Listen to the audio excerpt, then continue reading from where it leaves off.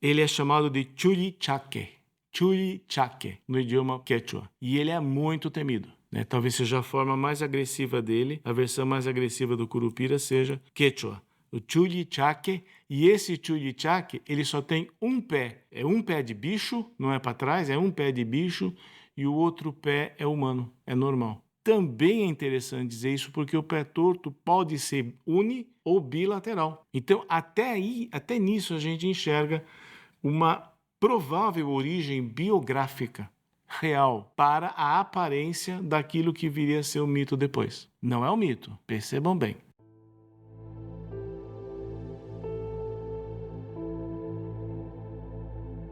Olá pessoal, tudo bem? Hoje nós vamos conversar sobre um mito rural.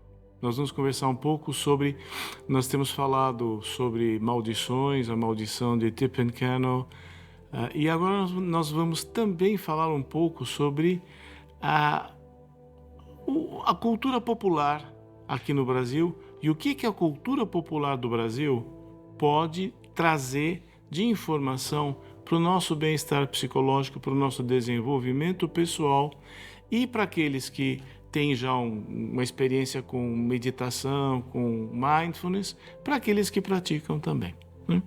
Então hoje nós vamos falar de uma figura.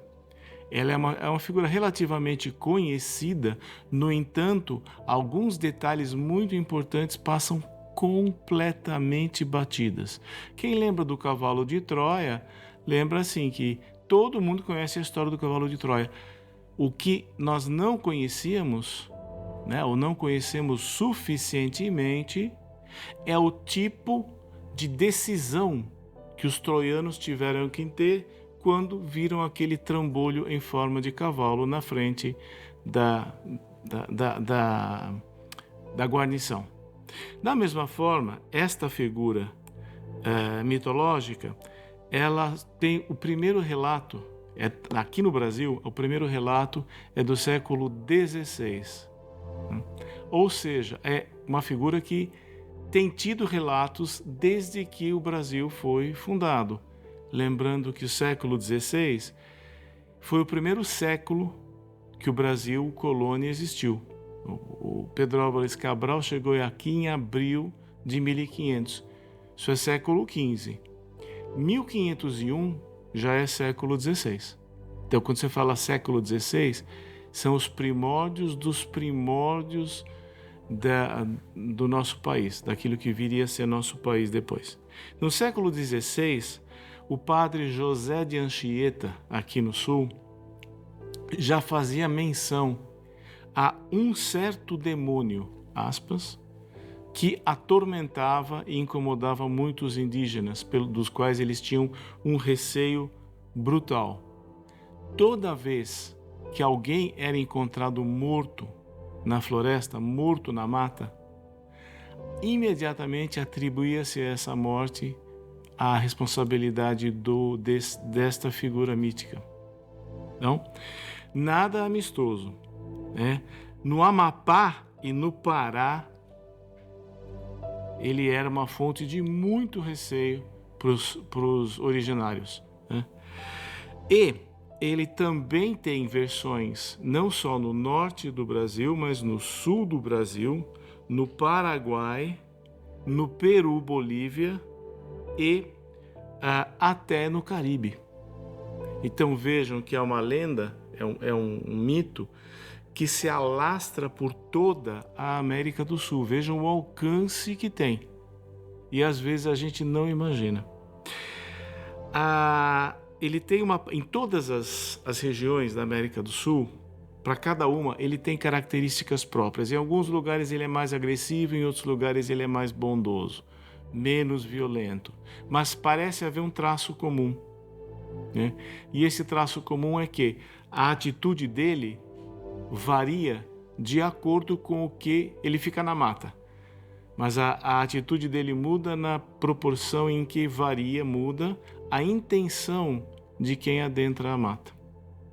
Então, se você tem uma intenção destrutiva, ele vai ser um adversário. Se você tem uma intenção construtiva, ele não vai fazer nada com você. E também não é agressivo com crianças. É outra característica muito interessante, né?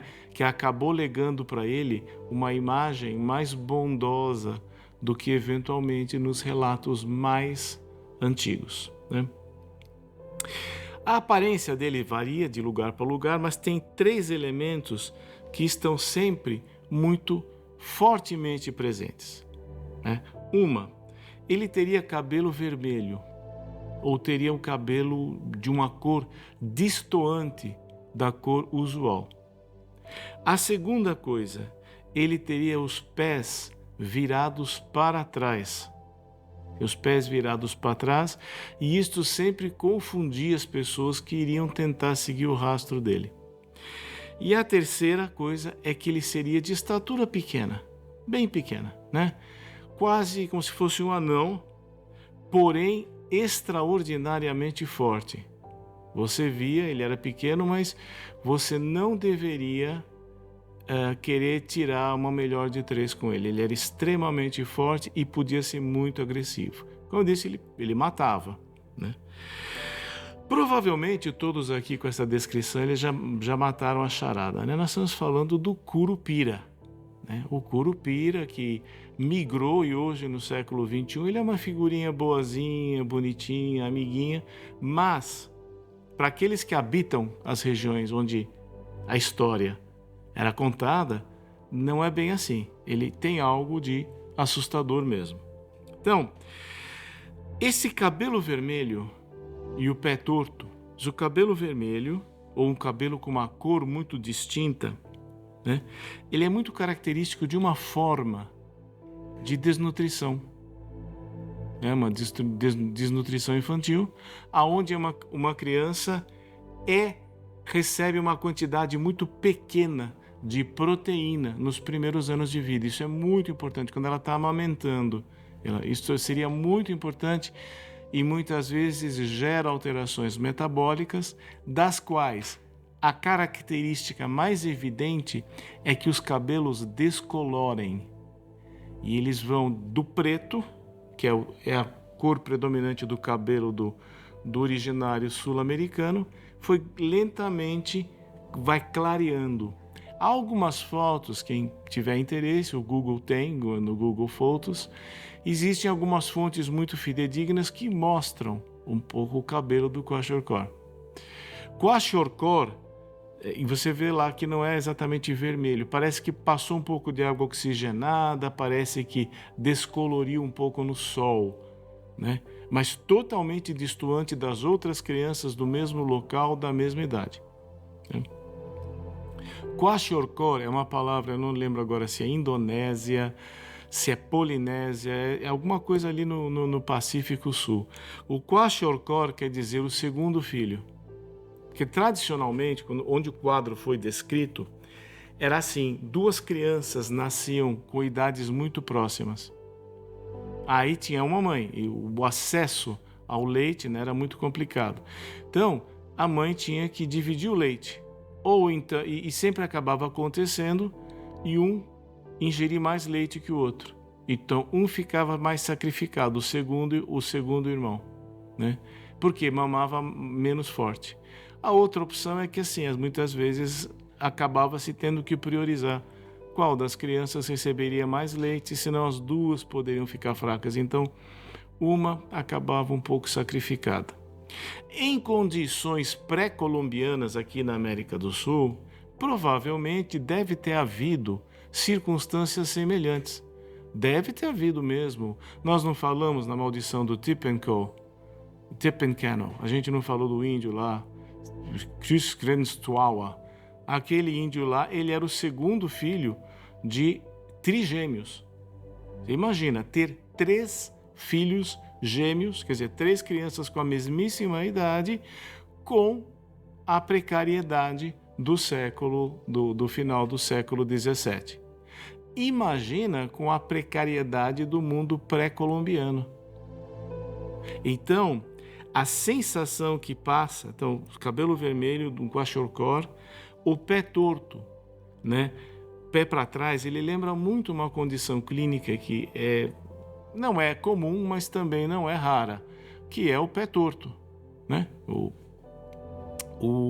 Uma condição clínica que você tem um andar equino, você tem uma série de alterações de andar que você... o pé não tem a forma de um pé humano, né? Então, pode perfeitamente bem ter originado a ideia de um pé virado para trás, né? E, por fim, a estatura baixa sugere mesmo que uma criança que teve um crescimento inibido.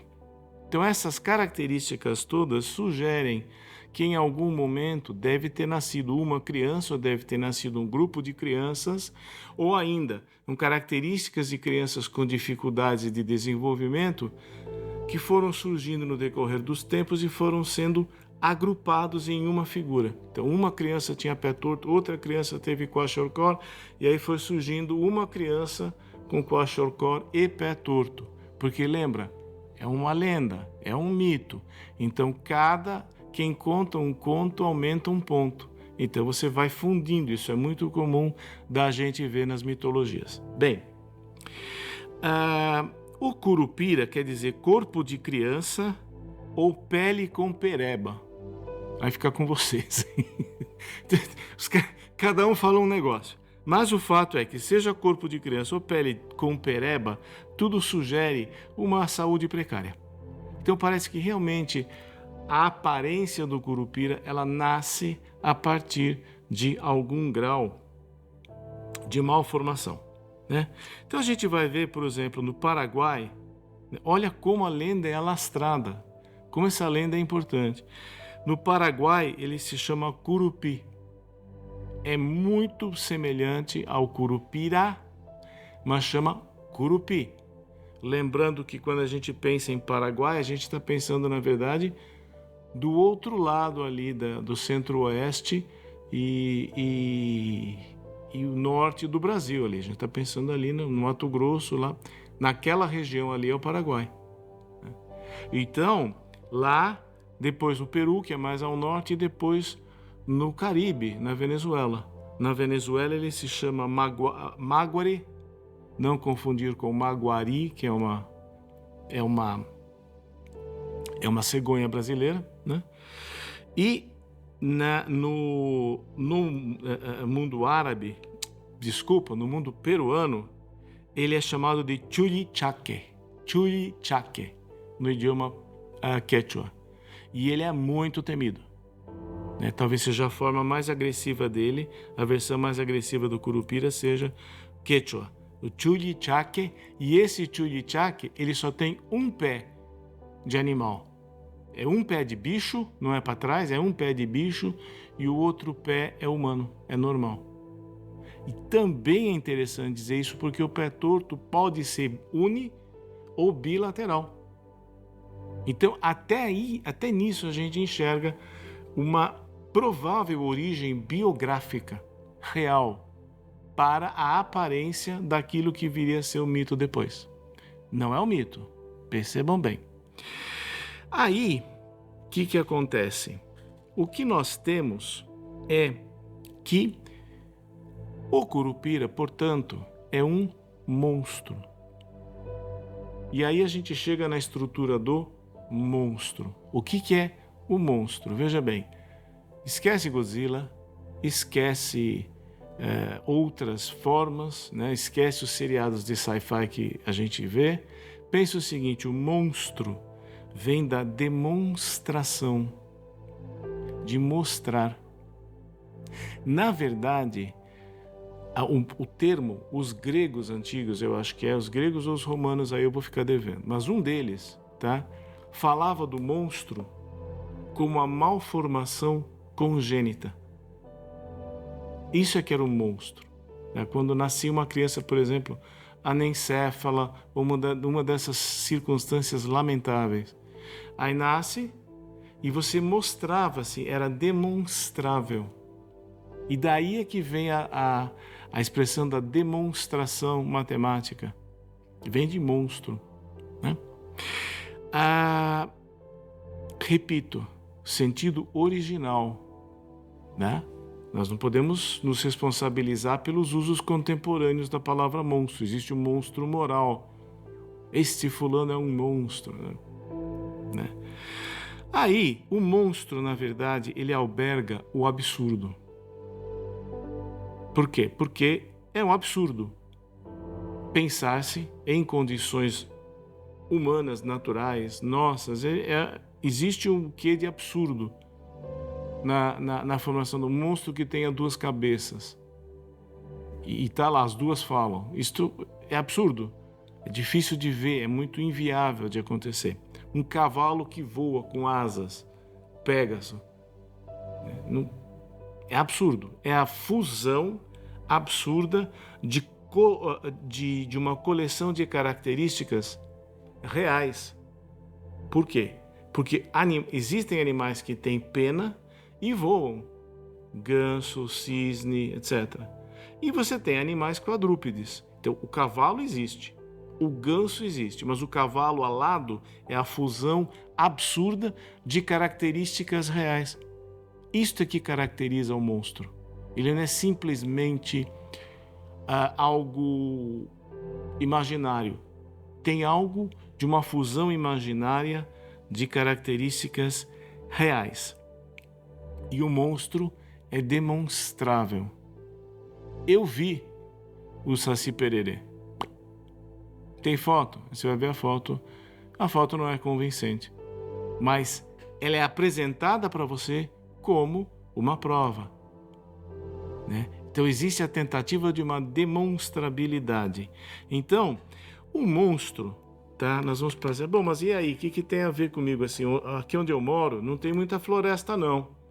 Então a chance de eu trombar no cara é pequena, é fato. Mas o que vale a pena a gente perceber é o seguinte: o monstro, né? Ele tem uma função de limitar as nossas escolhas, de regulamentar a nossa ação social, né? Pode não ser a intenção das gerações que desenvolveram o monstro, mas o monstro acaba tendo uma característica de modular a nossa ação e o nosso desejo. Ou seja, o monstro não deixa de ter uma característica de um modulador da lei amorosa, da lei solidária, da lei moral, até mesmo da lei jurídica. Se a gente lembrar, por exemplo, que a Minerva é a deusa da sabedoria e da guerra. Então o que a gente pensa? Mas a Minerva era um monstro? Claro que era. Se a Medusa era um monstro, só porque tinha cabelo de cobra, então agora a Minerva é menos monstro? Não. Ela só não é horrorosa, mas é monstro. Neste sentido específico que nós estamos usando, que é o que interessa para o nosso desenvolvimento pessoal. O monstro, portanto,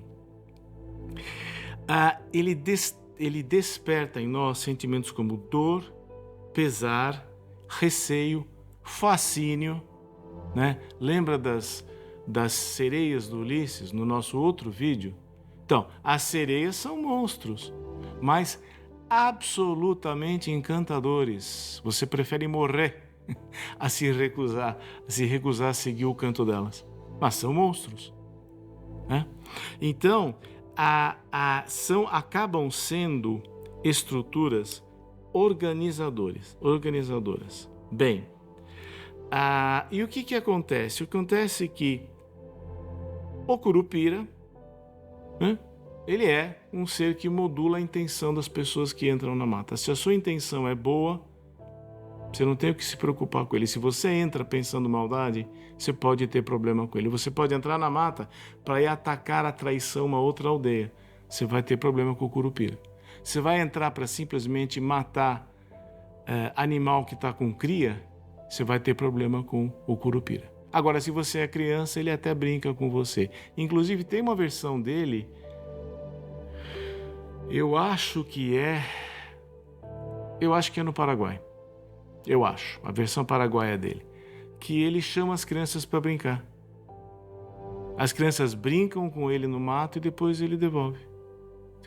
Os pais ficam desesperados, mas as crianças não correm risco nenhum, né? Então, o que acontece? A gente tem que entender que o monstro, como uma estrutura organizadora, tá?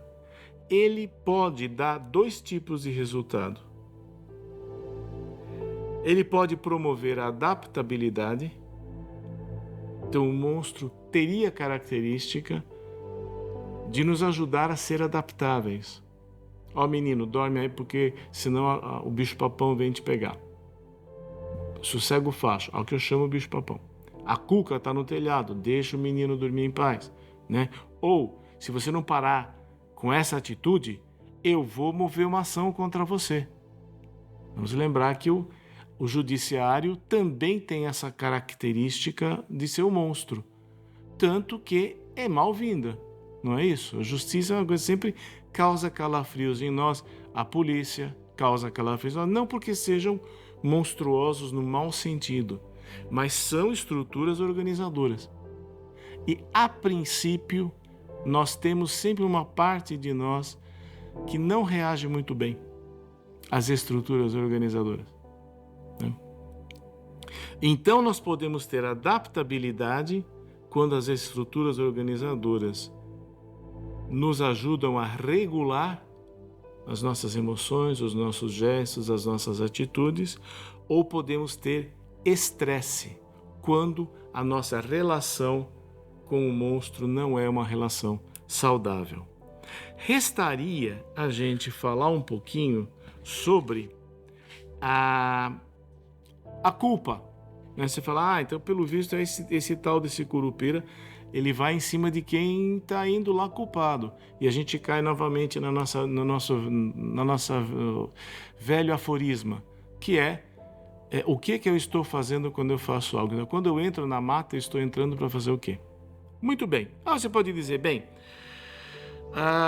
ok, dá para ver uma aplicabilidade muito clara quando a gente traz essa história para o nosso mundo ético, né? Agora, o ponto importante da gente recortar para hoje é que nós tendemos ao absurdo, né? A ideia de que nós somos lógicos e nós sempre vamos criar construções coerentes como se fosse um grande tratado lógico-filosófico, roubando um pouco a expressão do Wittgenstein, né? Nós vemos que existe um lado nosso, e não é um lado, ele é tão presente quanto o outro, que não é o que se sobressai quando, por exemplo, você está gravando um vídeo. Não é. Mas existe um lado primitivo, existe um lado emocional, e que para o qual a estrutura lógica, racional, serve muito pouco, né? Então nós temos que saber respeitar esse universo, que ele é muito mais organizador e estruturante do que a gente imagina a princípio. Quem dedicou a vida a falar disso foi o Joseph Campbell, quando ele falava do poder do mito, ele falou da mitologia ocidental, mitologia primitiva. Quem tiver a oportunidade, é uma leitura longa, mas é uma leitura que vale a pena a gente fazer, tá? Se você sentiu que esse vídeo te ajudou, veja, no decorrer dele todo a gente coloca o nosso QR Code. Se você quiser fazer uma contribuição para ajudar a gente a alavancar esse trabalho, que é tecnicamente muito sofisticado, envolve uma série de estruturas e questões. Se você puder nos ajudar, vai ser de grande valia. A gente agradece desde já a colaboração, né? Se você puder também, compartilhe, comente. Se você percebe alguma coisa que eu estou falando que vale a pena um reparo, vale a pena um acréscimo, por favor, escreve lá nos comentários. Ajuda a gente a construir esse trabalho junto com vocês, tá? Não desista de si, tá? Continue firme. Um forte abraço e até a próxima.